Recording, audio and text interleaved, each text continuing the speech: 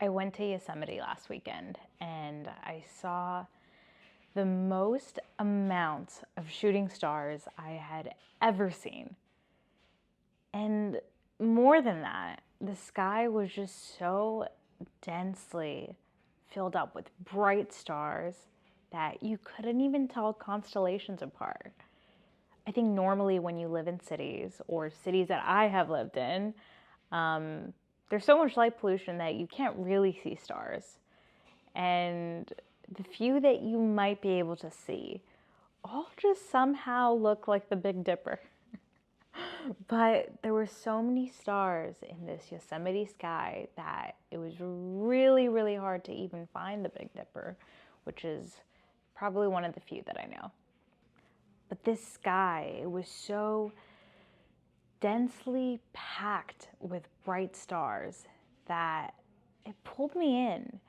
It had all of my attention for probably several hours and several days in a row. And I find that kind of fascinating. I think my brain is very much primed to the, short form entertainment you find on social media. But this dark void full of these dots had all of my attention. I was completely mesmerized by it. On that thought, I just realized the word starstruck. Could it be related to actual stars?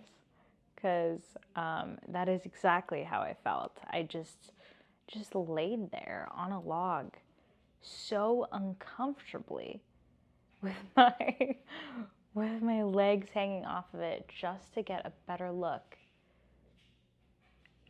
at this sky. I think looking at the sky quite literally grounds you. It makes you feel so insignificant.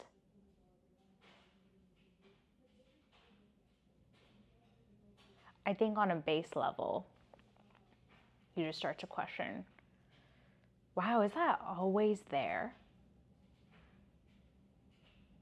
Or was that always there? Did I just not notice it? But the reason it's so fascinating isn't because of the novelty of the experience. I think it's true that it's probably only been a few times in my life where I've had the chance to just lay there and look up at the sky and have it be clear and so visible. I think I've just lived in very light polluted cities my entire life. And it makes me think, when is that sky available or accessible? Pretty much only via road trips. I think most types of travel don't necessarily give you better access to the sky. And even when you go places or camping, and it's a very intentional thing to sit there and let go of your normal stimulating nighttime activities and just give up any desire for movement. I think the moment that you commit to laying there is a moment that this massive thing just captures your attention. And I think it starts very naturally because it's so big and bright and apparent. I think you lay there and start to think, wow, has that always been there? And maybe you reflect on why you haven't seen it before or taken the opportunity to take a better look at it. And then there's almost like this secondary level of questioning, and that comes from like maybe grade school science. You start to look at the bright lights and think about where they're coming from.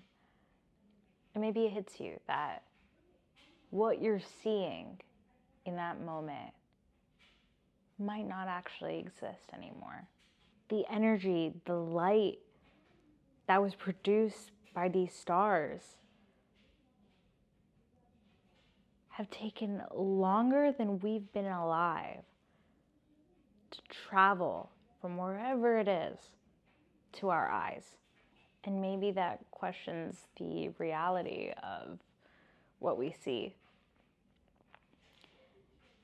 And I also think there's this aspect of all this has probably existed way before us and our problems arrived. And all of this will continue to exist after all of us and our problems have perished. And it's that feeling of insignificance that just captivates you and your attention. It's almost like the sky exists to make a mockery of how important you think you are. But the ironic thing is, it's not about you. And it never was about you. And that's just as freeing as it is a little bit sad. What's cool is that without even trying to intellectualize why the stars catch your attention, all of this happens in a snap of time. You can look up and quite literally in the time that it takes to snap your fingers, you feel insignificant. All it takes is one look and these thoughts, these realizations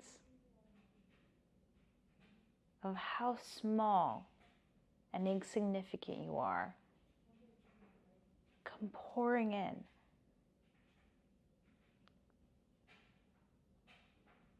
And all it takes is to just look up.